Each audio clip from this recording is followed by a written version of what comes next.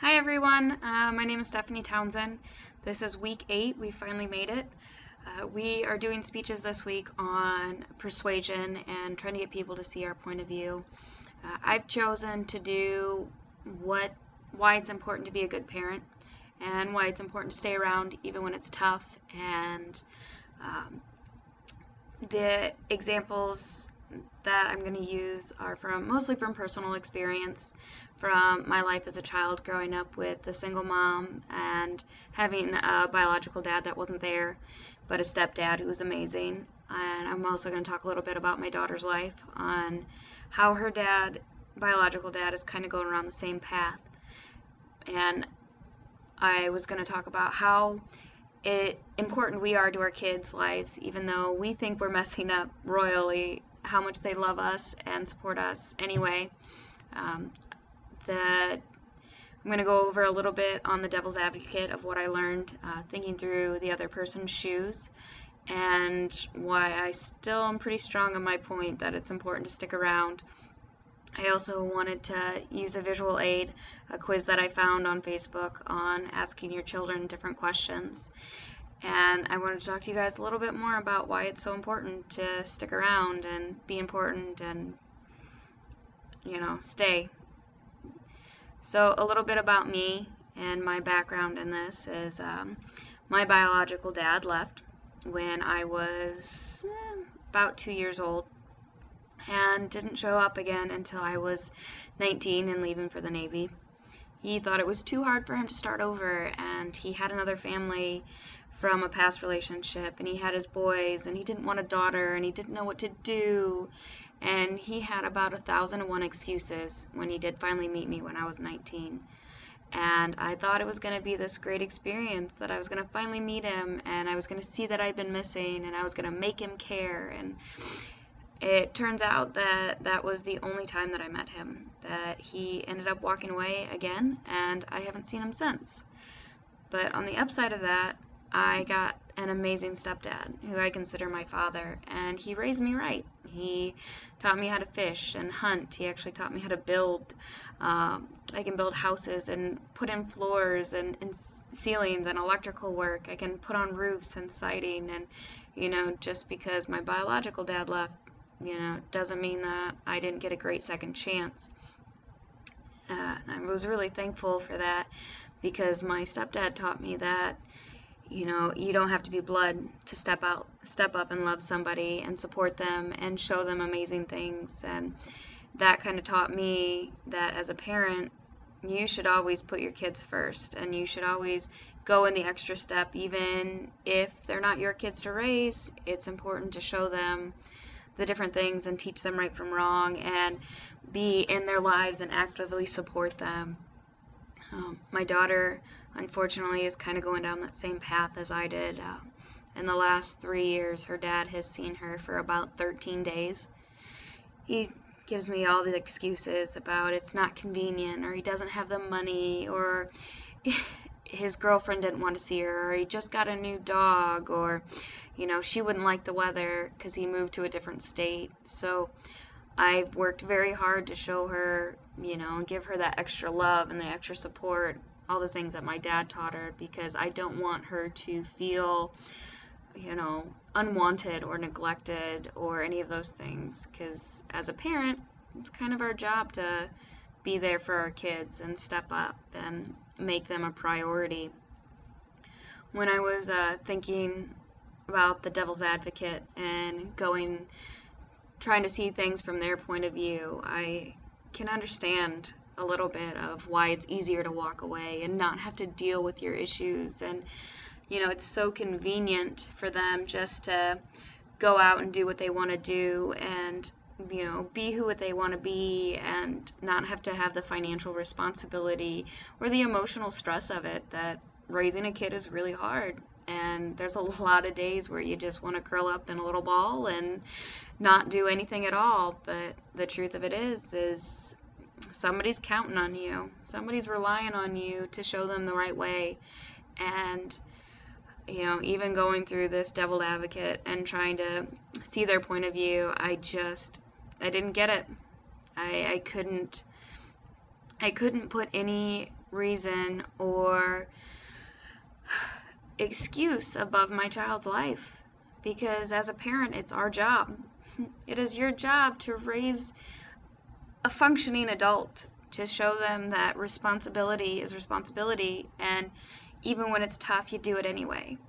It's your job to show your child how to manage money and how to manage your time and your relationships with people, and that walking away from a problem isn't the answer, that you don't just see it to leave when it's convenient, or, if it's hard, oh, don't worry about it, babe. Go ahead, just walk. Yeah, it doesn't matter. No, it is our job as a parent to say, you matter. This matters. Your mistakes are mistakes, but you learn from them, then you go on. You don't get to hide. You have to face things. And I get that they think they're failing as a parent or they're better off without them, but the truth is there's no right answer.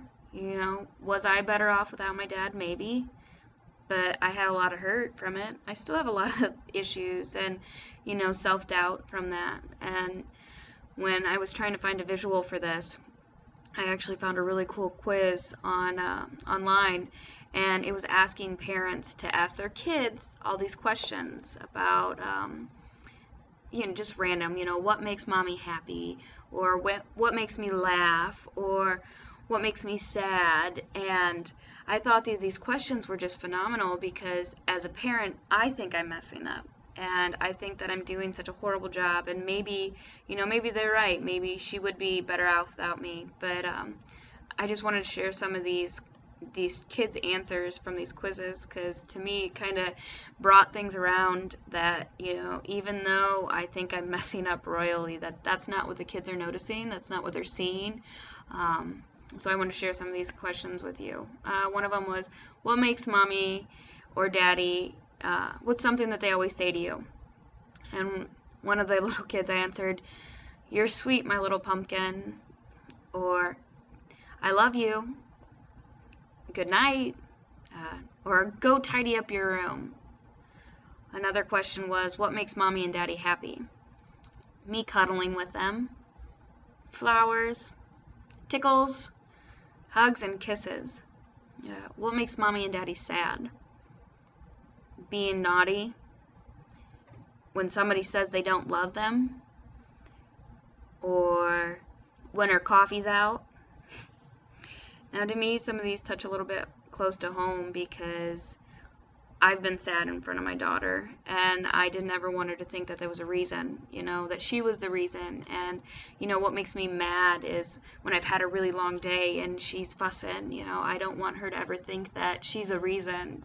And this quiz kind of brought it home to me that that's not what they're noticing. That's not what she's noticing, that she actually does see me for the good qualities that I don't always see in myself, and she's supporting me. So even though I think I'm doing bad and I've had a really rough time or a really rough day, at the end, my daughter's amazing, and she sees the good qualities, and she's kind, and she's sweet, and even when she's had a rough day, she sucks it up, and she tries to put a smile on her face, and she knows that tomorrow's another day, and she's going to try again.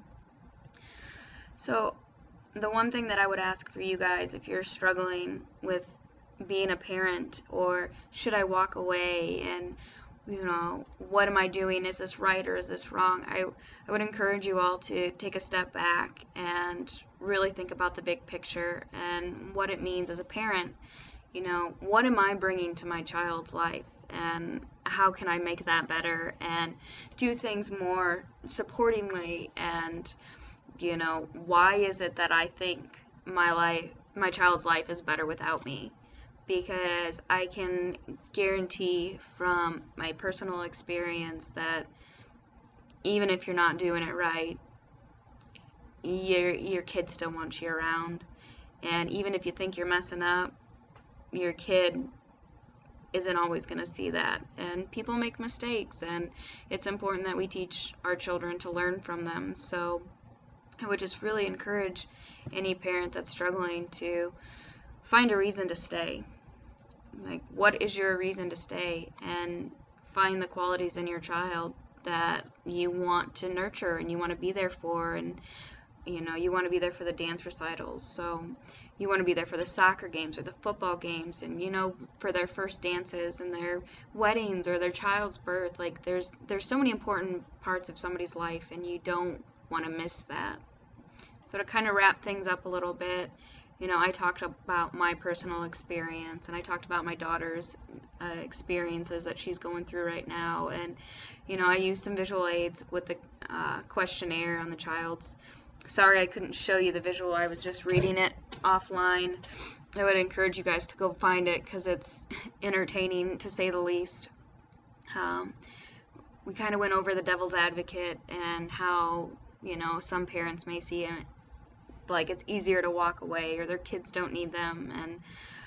But the truth is our kids need us, and it's our job to raise them and to be there for them and to support them and love them. And walking away is never the answer.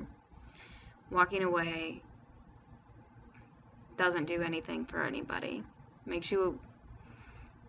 It just makes people hurt, and it's not worth it. So if you're a parent, go home and hug your kids and love them and squeeze them and tell them how much they matter to you. It's been a great 8 weeks, guys. I really appreciate your time. Again, I'm Stephanie Townsend, and I've enjoyed this whole speech class process. I hope you do well in all your future endeavors and classes, and best of luck. See you later.